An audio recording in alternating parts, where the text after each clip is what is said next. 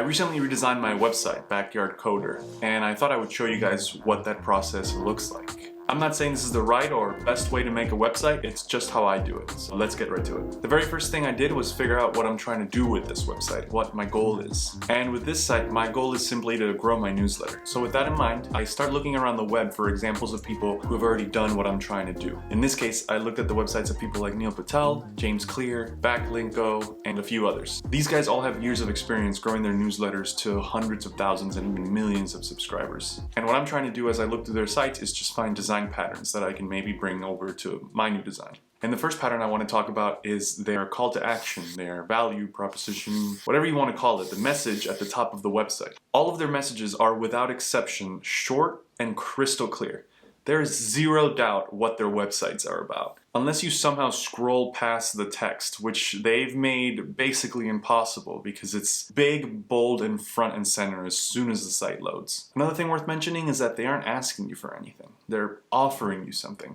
It's subtle, but it's the difference between sign up for exclusive SEO tips that I only share with subscribers and get exclusive SEO tips that I only share with subscribers. You're not signing up for their newsletter, they're offering you free advice. And the last thing I want to mention here is that while a lot of other websites tend to put the email box on the side or in the bottom of the page or somewhere else in the page in small letters where it doesn't stand out and it kind of blends in with everything else, it's obvious from the design of these websites that growing their newsletter is their #1 priority because the email form is the first thing you see as soon as the page loads or shortly after, almost always right below the value proposition. Okay, by this point I have a good idea of what direction I want to head in. So I open up Figma and I just start doodling every idea that comes to mind. It doesn't matter how ugly, weird, or crazy these designs are. The important thing for me at this point is just to get them on paper. And the way I did it back then is I started with the home page, I played around with different design ideas, and once I landed on a design that I liked,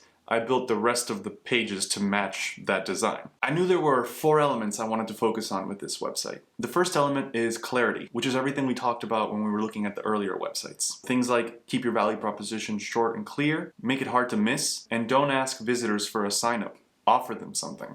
The second element is load times. Load times are pretty self-explanatory. Nobody likes a slow website. And one of the easiest ways to make a website slow is by using big, heavy images. So here are a few things I do to keep that from happening. First off, I only use 2 images, the 2 images you see on the home page. Second, I'm loading smaller versions of those images depending on the user's screen size. So here you can see the site loading bigger, higher quality images as I make the screen size bigger. The idea is that a lot of people are browsing on their phones, and they don't always have a strong connection. So I'm trying to use lightweight images for smartphone users. But even if that's not the case, and a visitor has a really fast connection, there's nothing to lose from this extra step. As long as you're careful not to sacrifice too much quality, smaller images will make the website lighter and faster. 3. Every version of these 2 images has been compressed to make them as small as possible without sacrificing quality. Here are the file sizes for both of these images, compressed and not compressed versions, so compress your images. The last thing I'm doing to manage my images is using progressive image loading. That just means that the rest of the page loads first and the images finish loading after. So if the other techniques that I'm using don't work, visitors aren't stuck looking at a blank screen while the images load. Okay, that takes care of images, which is usually the main thing I'm worried will affect performance. But just to make sure everything is working well, I can open up Chrome's DevTools and throttle my connection speed to make it much slower. I can change the screen size, and I can turn off caching to mimic a visitor visiting the site for the first time. So what I'm going to do is I'm going to set the speed to 250 kilobits per second, which is glacially slow. And you'll see that the page still loads in under a second.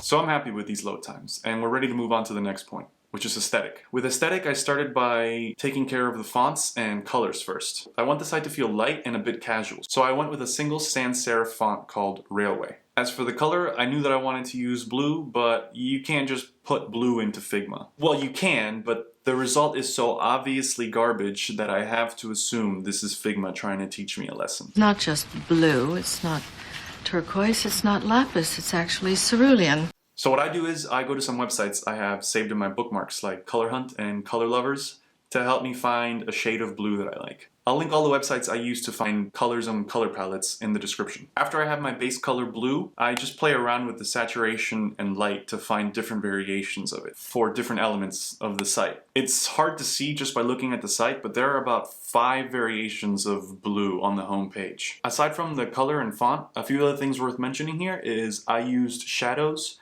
to pop the images in the front page just because I think it looks nice, and to pop the form in the front page because I want to bring the user's attention to the form. I also kept the design consistent by using the same basic shape throughout. So the images are sharp rectangles, the form inputs and buttons are sharp rectangles, the underline in the headers of the different pages are sharp rectangles. Yeah. And that's pretty much it for aesthetic. The last thing I want to talk about is warmth. Warmth is the hardest for me to explain, but basically I just don't want the website to feel like some advertisement you found in your mail. I want my visitors to feel like they're having a conversation with me. For now, all I've really done here is add a picture of me in the home page. It's a small thing, but I don't think it's a coincidence that the other pages feel so cold and sterile in comparison to the home page. This is something I'll be playing with over time, but generally I'm happy with the result, and I think this is a great starting point for the website as a whole. Anyway, that's been it for today, guys. Before you go, if you liked the video and you want to see more like it, the best way to support this channel is by hitting the like and subscribe buttons below. And if you're curious about my newsletter, you can visit backyardcoder.com.